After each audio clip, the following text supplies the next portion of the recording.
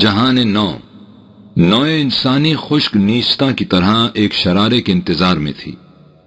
وہ بجلی کا شرارہ اس بدلے جلیل کے پیکر میں آسمان سے آیا اور تمام نوع انسانی کو شعلہ صفت بنا گیا۔ کارلائل۔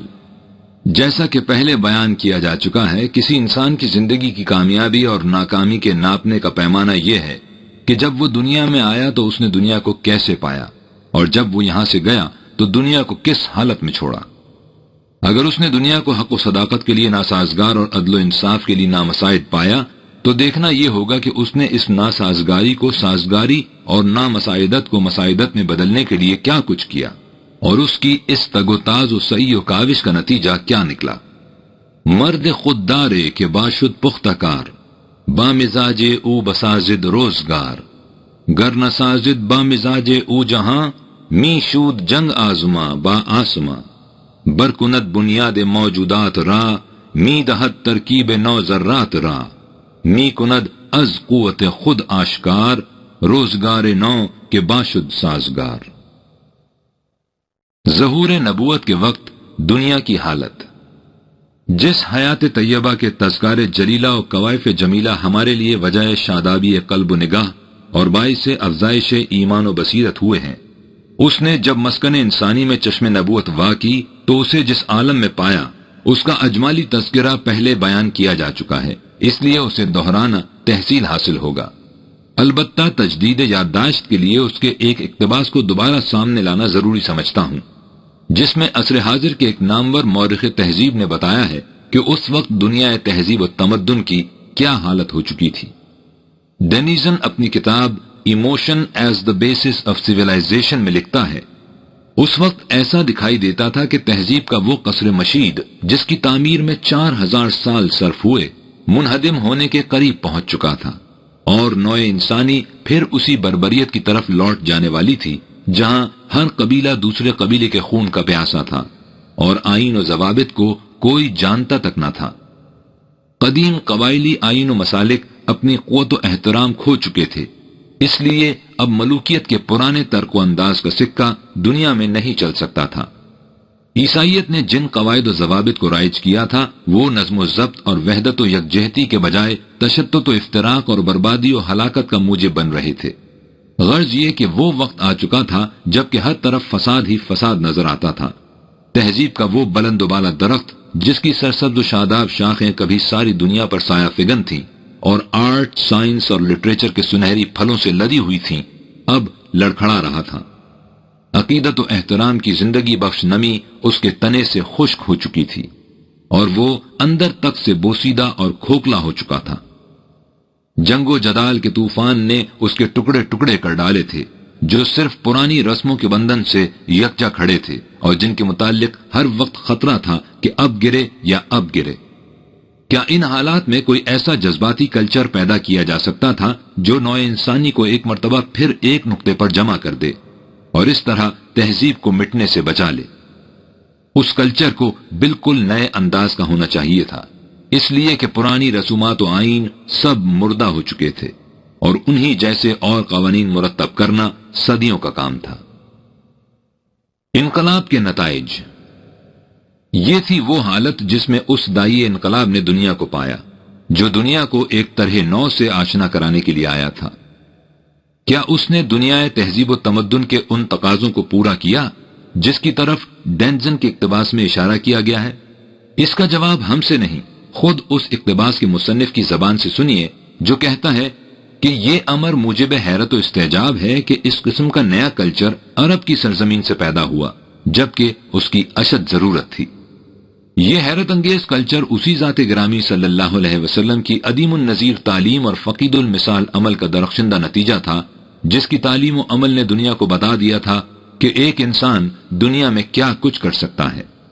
اس کی شہادت ایک غیر مسلم پرنگل کینیڈی کی زبان سے سنیے، جو اپنی کتاب Arabian society at the time of Muhammad میں لکھتا ہے کہ ہم میں سے ان لوگوں کے لیے جن کے نزدیک انسان ہی سب کچھ ہے، ماحول کچھ نہیں، محمد صلی اللہ علیہ وسلم اس حقیقت کی عظیم و شان مثال ہیں کہ ایک انسان کیا کچھ کر سکتا ہے۔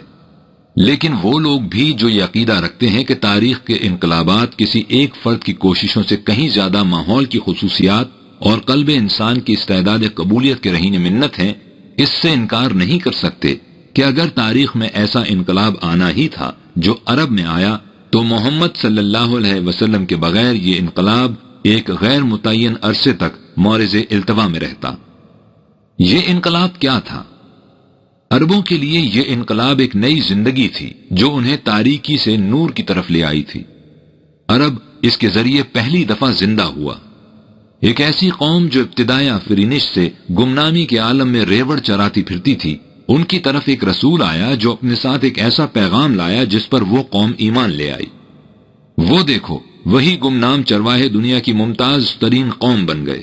وہ حقیر قوم ایک عظیم الشان ملت میں تبدیل ہو گئی۔ ایک صدی کے اندر اندر عرب ایک طرف غرناطہ اور دوسری طرف دہلی تک چھا گئے۔ اس کے بعد سینکڑوں برس ہو چلے ہیں کہ یہ اسی شان و شوکت اور درفشندگی اور تابندگی سے کرۂ ارض کے ایک حصے پر مسلط ہیں۔ یہ سب ایمان کی حرارت سے ہوا۔ ایمان بہت بڑی چیز ہے۔ ایمان ہی سے زندگی ملتی ہے۔ جو ہی کسی قوم میں ایمان پیدا ہوا، اس قوم کی تاریخ اعمال میں نتائج اور روح میں بالیدگی پیدا کرنے والی بن گئی۔ وہ عرب، یہ محمد صلی اللہ علیہ وسلم اور 100 سال کا عرصہ۔ کیا یہ انقلاب ایسا ہی نہیں جیسے ریت کی کسی سیاہ گمنام ٹیلے پر آسمان سے بجلی کی لہر آ گرے اور وہ ریت کا تودا دیکھتے ہی دیکھتے ایک آتش گیر مادے میں تبدیل ہو کر اس طرح بھگ سے اڑ جائے کہ دہلی سے غرناطہ تک اس کے شعلوں کی لپیٹ میں آ جائے۔ نوع انسانی خشک نیستہ کی طرح ایک شرارے کے انتظار میں تھی۔ وہ بجلی کا شرارہ اس بطل جلیل کی صورت میں آسمان سے آیا اور تمام نوع انسانی کو شعلہ صفت بنا گیا۔ اس نے کیا کیا؟ ایل ای براؤن اپنی کتاب دی ایکلپس آف کرسچینٹی ان اسلام میں لکھتا ہے کہ محمد صلی اللہ علیہ وسلم کے اثر سے عربوں کی قبائلی عصبیت کا خاتمہ ہو گیا اور وہ ایک ایسے رشتے میں منسلک ہو گئے جس سے وہ اس سے پیشتر ناآشنا تھے۔ یہ رشتہ توحید کا عقیدہ تھا جو انہیں ایک مرکز پر لے آیا اور ان کی فتوحات کو ان کے لیے ممکن بنا دیا۔ تاریخ عرب کے مصنف ہیٹی اپنی کتاب ہسٹری آف دا عربز میں لکھتے ہیں، یہ عرب کی تاریخ میں پہلی کوشش تھی کہ انہیں خون کے بجائے مذہب کے نام پر ایک مرکز پر جمع کیا جا رہا تھا۔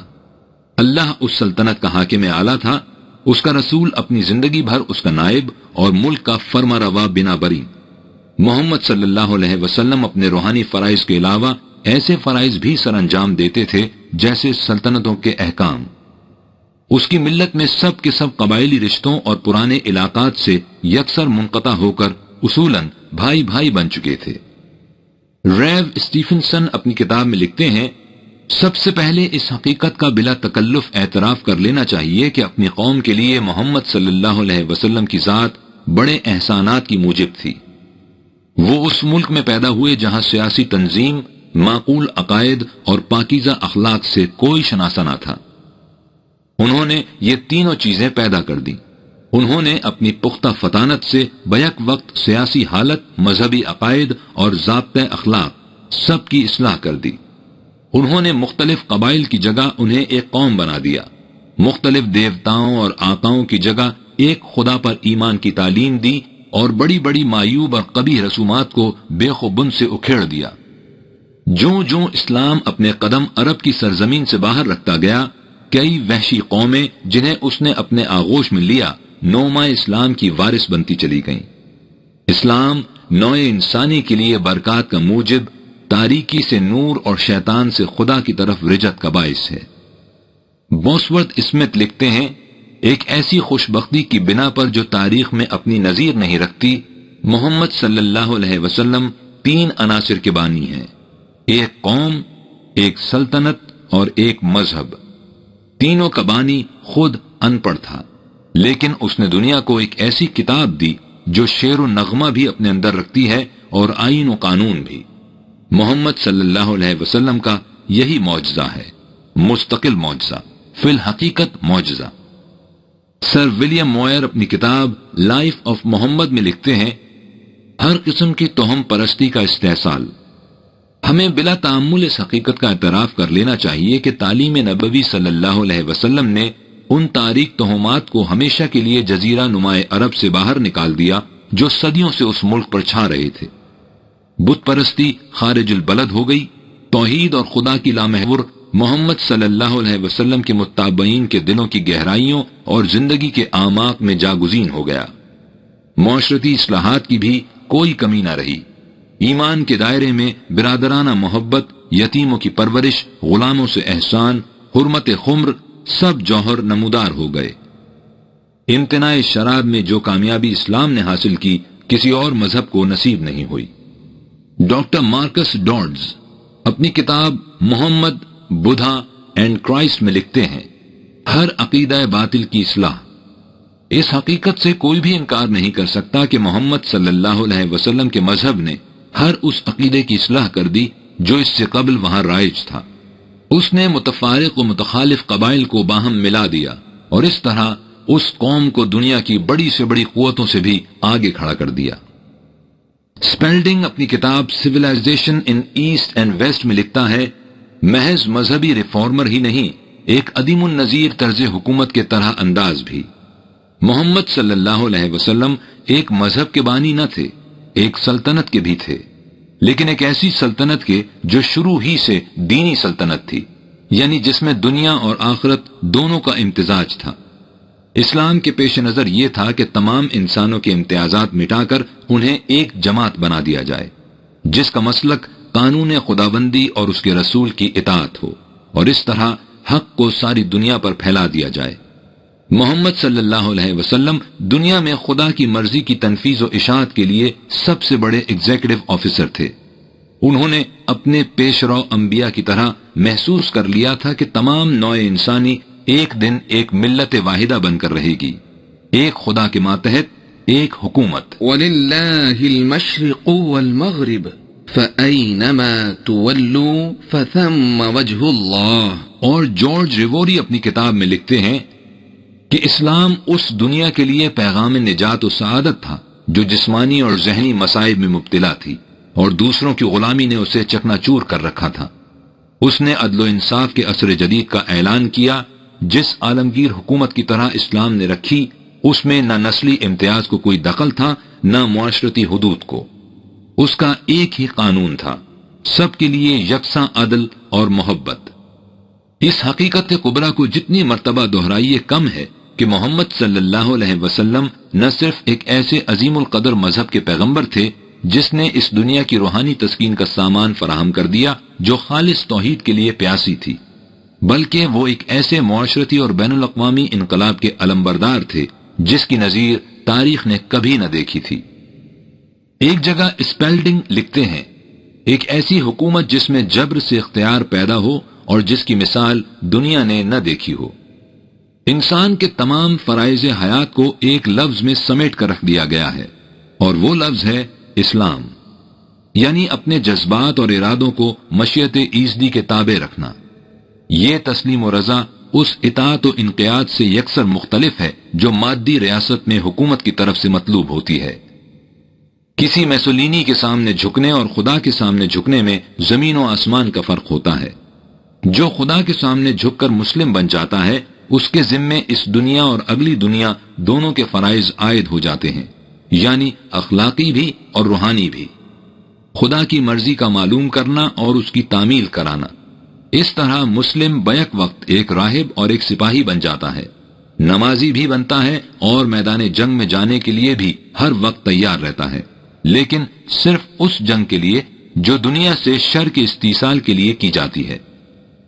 اور ریمنڈ لی راؤگ اپنی کتاب لائف دی محمد میں لکھتا ہے کہ نبی عربی صلی اللہ علیہ وسلم اس معاشرتی اور بین الاقوامی انقلاب کے بانی ہیں جس کا سراغ اس سے قبل تاریخ میں نہیں ملتا۔ انہوں نے ایک ایسی سیاسی حکومت کی بنیاد رکھی جسے تمام قرۂ ارض پر پھیلنا تھا، اور جس میں سوائے عدل اور احسان کے اور کسی قانون کو رائج نہیں ہونا تھا۔ ان کی تعلیم تمام انسانوں کی مساوات، باہمی تعاون اور عالمگیر اخوت تھی۔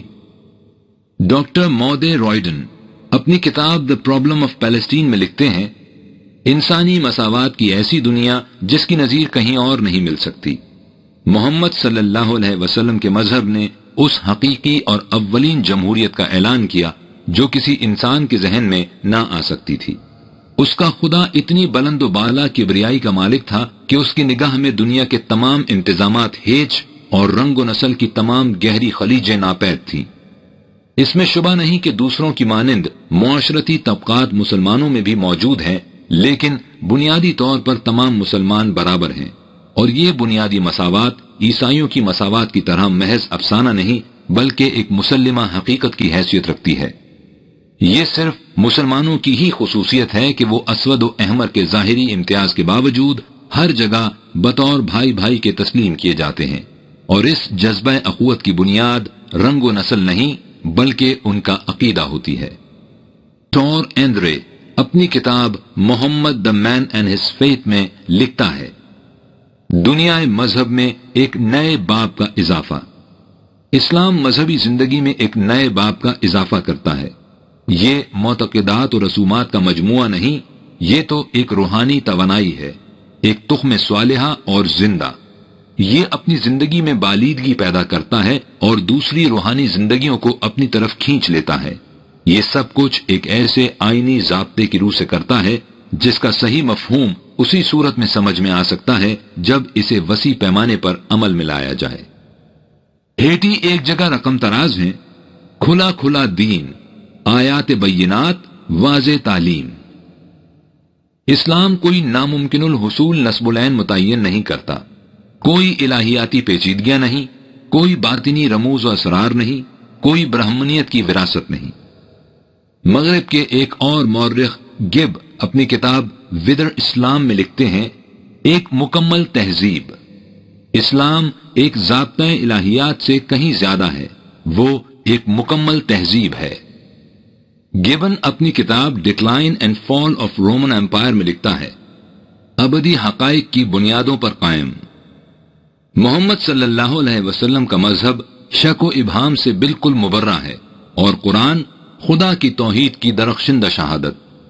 نبی عربی صلی اللہ علیہ وسلم نے بتوں، انسانوں اور اجرام سماوی کی پرستش کو اس بصیرت افروز دلیل کی بنا پر رد کر دیا کہ جو طلوع ہوتا ہے وہ غروب بھی ہوتا ہے، جو پیدا ہوتا ہے وہ مرتا بھی ہے، جس کی بنیاد میں فساد ہے اس کا مال ہلاکت اور تباہی ہے۔ آپ کے دینی جوش اور ولولے نے جو یکسر مبنی علی البصیرت تھا، خالق کائنات کی صورت میں اس لا انتہا ذات سرمدی کا اقرار کر کے اسے مرکز حمد و ستائش قرار دے دیا، جو صورت اور مکان کی جہت سے بلند اور اولاد اور مسیل کی نسبتوں سے بالا تھی۔ وہ ذات جو ہمارے پوشیدہ خیالات تک میں موجود اور خود اپنی ذات سے قائم ہے، اور جس کے سرچشمے سے عقل و اخلاق کے جوہروں کی تکمیل ہوتی ہے۔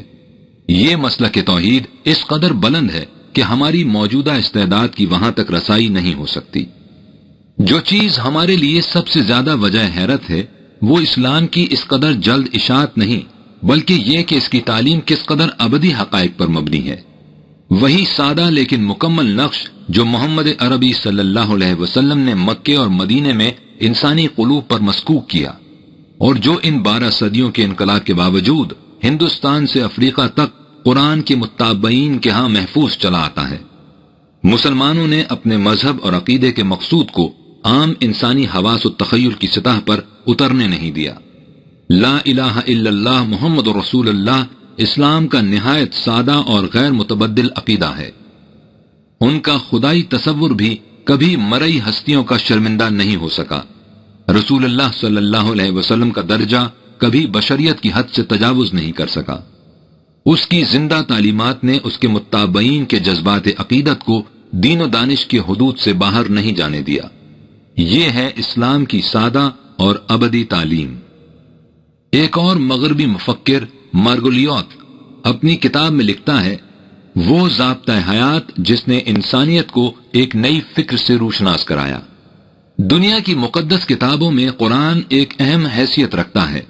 اگرچہ یہ اپنی نوع کے لٹریچر میں سب سے کم سن واقع ہوا ہے، لیکن اس اثر کے اعتبار سے جو اس نے نوع انسانی کے دلوں پر کیا ہے، کوئی اس پر غالب نہیں آ سکتا۔ اس نے انسانیت کو ایک نئے فکر سے روشناس کرایا ہے اور اسے ایک جدید انداز کی سیرت عطا کی ہے۔ اس نے جو محیر العقول اصلاحات کی اور تعجب انگیز کامیابیاں حاصل کی وہ محض عہد کہن کی داستانیں نہ تھیں، وہ آج بھی یہی کچھ کر رہا ہے۔ سر رچرڈ گریگری اپنی کتاب religion in science and civilization میں رقم تراز ہیں، زندگی کے ہر شعبے میں خضر راہ۔ اسلام میں قرآن وسیع ترین مفہوم میں ضابطۂ حیات تھا، جو ایک فرد کی زندگی کی انفرادی اور اجتماعی دونوں حیثیتوں کو محیط تھا اور اس کی ہر شعبے میں ہدایت کرتا تھا۔ آج تک مسلمانوں کی ہر جماعت کے لیے قرآن کریم ایک ناقابل تغیر اصول زندگی ہے۔ یہ الہیات، شعائر و مناسک، دیوانی و فوجداری قوانین اور اخلاقی ضوابط سب کا مجموعہ ہے۔ مستقل انقلاب ایک وقتی اور ہنگامی انقلاب نہیں کہ جو بگولے کی طرح اٹھے اور حباب کی طرح بیٹھ جائے، بلکہ ایک ایسا انقلاب جس نے پوری نوع انسانی کو متاثر کر دیا، جس نے انسانی ضمیر کی گہرائیوں میں جگہ پکڑی، جس نے دنیا کی نگاہوں کا زاویہ بدل دیا۔ وہ انقلاب جس نے جہالت کی تاریکیوں کو علم کی روشنی سے بدل دیا، جس نے مذہب جیسی خالصتاً جذباتی چیز کی بنیاد بصیرت پر رکھ دی اور عقل و دانش کی بے کیف بے رنگ دنیا کو عشق کی مستیوں اور رنگینیوں سے معمور کر دیا، جس نے ایاز کو آئین غزنوی اور غزنوی کو آداب ایازی سکھا دیے۔ وہ بانگ درا جس نے انسانیت کے راہ گم کردہ قافلے کو صحیح راستے پر لگا دیا، جس نے علم و عقل سے راستے کے چراغ روشن اور ایمان و ایقان سے منزل کے نشان متعین کیے۔ غرض یہ کہ وہ انقلاب جس نے دنیا کو وہ سب کچھ دیا جس پر آج دنیا اس طرح فخر کر رہی ہے۔ اگر تاریخ انسانیت میں یہ انقلاب نہ آتا تو دنیا آج مٹی کے گھروندے سے زیادہ کچھ نہ ہوتی، اور انسان ابھی تک اپنے ارتقاء کی ابتدائی منازل میں ٹھوکریں کھاتا پھرتا۔ سنیے کہ خود یورپ کے ارباب علم و فکر اس حقیقت کا اعتراف کیسے واضح الفاظ میں کرتے ہیں۔ ایف جے سی ہیروشو اپنی کتاب دی سائنس آف ہسٹری میں لکھتے ہیں، اس عہد ظلمت کے بعد ازمنہ متوسطہ میں جو جو ترقیاں ہوئیں وہ عربوں کے اثر کا نتیجہ تھیں۔ عیسائیت اور اسلام صلیبی جنگوں کے سلسلے میں ایک دوسرے کے قریب آئے، اور جس طرح بلم بنی اسرائیل پر لعنت بھیجنے کے لیے آیا لیکن ان کے لیے برکت کا موجب بن گیا، اسی طرح مسیحی دنیا مسلمانوں کے خلاف صلیبی لڑائی لڑنے کے لیے آئی لیکن مسلمانوں کے قدموں میں بیٹھ گئی تاکہ ان سے تحصیل علم کرے۔ صلیب کے نیم وحشی سپاہیوں نے دیکھا کہ یہ کفار یعنی مسلمان اگرچہ مذہبی طور پر ان کے نزدیک قابل ہلاکت ہیں، لیکن وہ ایک ایسی تہذیب کے مالک ہیں جو ان کی اپنی تہذیب سے بدرجہ فائق ہے۔ مسلم ثقافت کا یہی وہ اثر تھا جس نے ازمنہ متوسطہ کی تاریکیوں کا خاتمہ کر کے عہد حاضر کی روشنی کا آفتاب طلوع کیا۔ ایک اور مغربی مفکر ڈورسے اپنی کتاب سویلائزیشن میں رقم تراز ہیں۔ اسی انقلاب سے یورپ کی زندگی کی ابتدا ہوئی۔ مسلمانوں نے صرف ملکوں کو فتح نہیں کیا، انہوں نے اپنی مفتوحہ زمینوں میں اسلام کی تخم ریزی کی۔ اس تخم سے مساجد کا وجود منصہ شہود پر آیا۔ ہر مسجد کا اپنا مکتب تھا۔ علم کے متلاشی سیاسی مدبرین سے بھی زیادہ عزت کی نگاہ سے دیکھے جاتے تھے۔ ایک قافلہ تجارت جہاں ریشم اور سوتی کپڑے لاد کر لاتا تھا، اس کے ساتھ ہی اس کے اونٹوں پر ہندوستان اور بازنطین کی کتابوں کے مسودے اور اقصائے عالم سے معدنیات اور نباتیات کے نمونے بھی لدے ہوتے تھے۔ کتب خانے اور رصدگاہیں زندگی کا جزو بن چکی تھیں۔ یہ انسانی ذوق کا ایک نیا کھیل تھا جسے نہایت جوش و انہماک سے کھیلا گیا۔ اس کھیل کو یونانیوں نے بھی اس حسن و خوبی سے نہیں کھیلا۔ انہی عربوں کے ہاتھوں یورپ نے زندگی کی ابتدا پائی اور انہی سے اس نے فلکیات، نباتیات، کیمیا، قانون، ریاضی، طب اور فلسفے کا پہلا سبق لیا۔ کتاب میکنگ آف ہیومینٹی میں بریفولٹ رقم تراز ہیں کہ اسی سے ساری دنیا حیات نو سے روشناس ہوئی۔ یورپ کی نشاط ثانیہ 15ویں صدی میں نہیں ہوئی بلکہ اس وقت ہوئی جب یورپ عربوں کے کلچر سے متاثر ہوا۔ یورپ کی خلقت جدیدہ کا گہوارہ اٹلی نہیں بلکہ اندلس ہے۔ ادھر روما کی تہذیب گرتے گرتے بربریت کی حد تک پہنچ چکی تھی اور ادھر دنیا اسلام، بغداد، قرطبہ، قاہرہ تہذیب و ذہنی تحریکات کے مرکز بن رہے تھے۔ انہی شہروں میں وہ نئی زندگی نمودار ہوئی جسے انسانی ارتقاء میں ایک نئے باب کا اضافہ کرنا تھا۔ جس وقت نئی تہذیب محسوس طور پر سامنے آئی، دنیا حیات نو سے شناسا ہوئی۔ اگر عرب نہ ہوتے تو یورپ کی تہذیب کا وجود عمل میں نہ آتا۔ ان کے بغیر یہ یقیناً اس خصوصیت کو حاصل نہ کر سکتا تھا جس نے اسے ارتقائی مراحل میں بلند ترین سطح پر لا کر کھڑا کیا ہے۔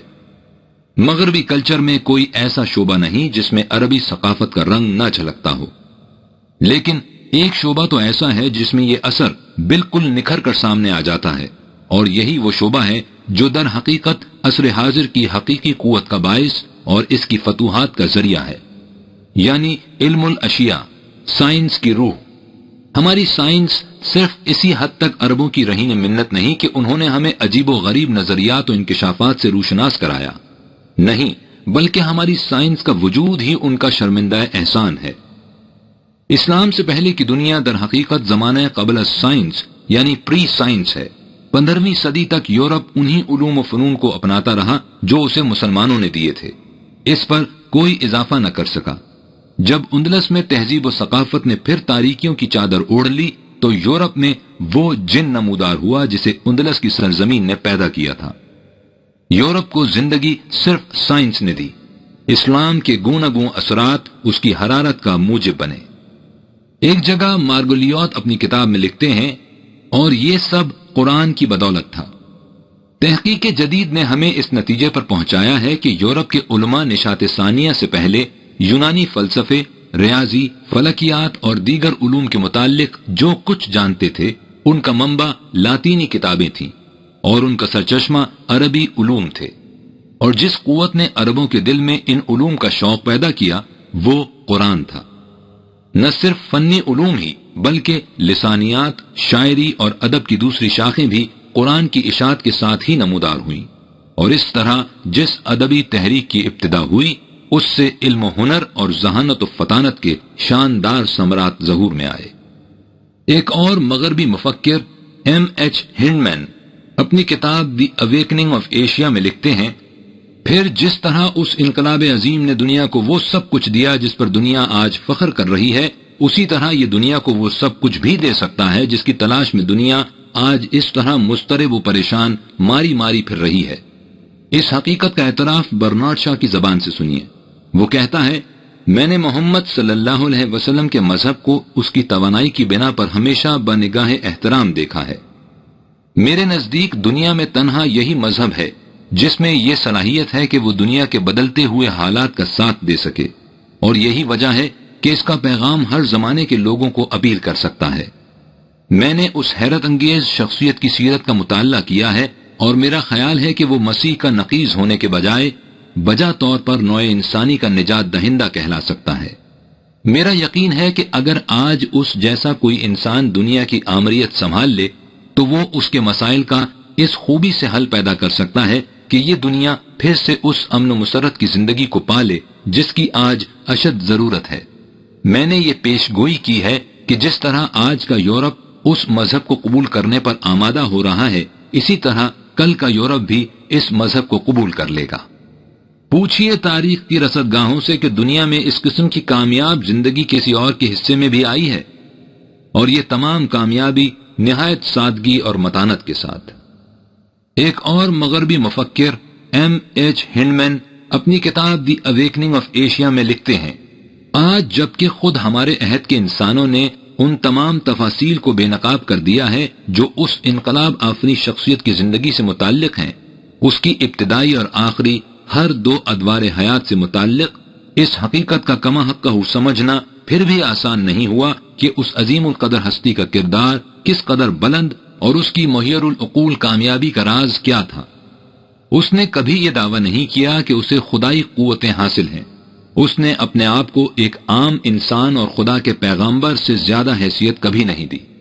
بائیں ہمہ اس نے اپنی قوم کے ممتاز ترین افراد کو اپنا حلقہ بگوش بنا لیا، اور ان پر اپنے کردار کا ایسا گہرا اثر ڈالا کہ نہ اس زمانے میں جبکہ اسے چاروں طرف سے مصائب و افلاس نے گھیر رکھا تھا، اور نہ اس وقت جب وہ ایک عظیم و شان سلطنت کا مالک تھا، اسے اپنی جماعت کے کسی ایک فرد کے خلاف غداری کی شکایت ہوئی۔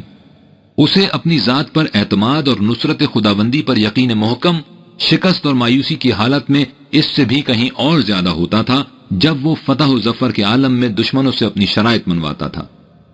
اس نے اسی طرح کی زندگی بسر کی اور اس کے بعد اپنے دور اول کے متابعین، عقیدت مندان اور احباب کے حلقے میں نہایت سکون سے آنکھیں بند کر لی۔ نہ اس کی زندگی کا کوئی گوشہ زیر نقاب رہا، نہ اس کی موت کسی رازداری کی موت ہوئی۔ یہی وہ حقائق ہیں جن کے پیش نظر انسائکلوپیڈیا بریٹانیکا کا مقالہ نگار اس حقیقت کے اعتراف پر مجبور ہو گیا کہ تمام پیغمبروں اور مذہبی شخصیتوں میں محمد صلی اللہ علیہ وسلم سب سے زیادہ کامیاب ہیں۔ مقام محمودیت۔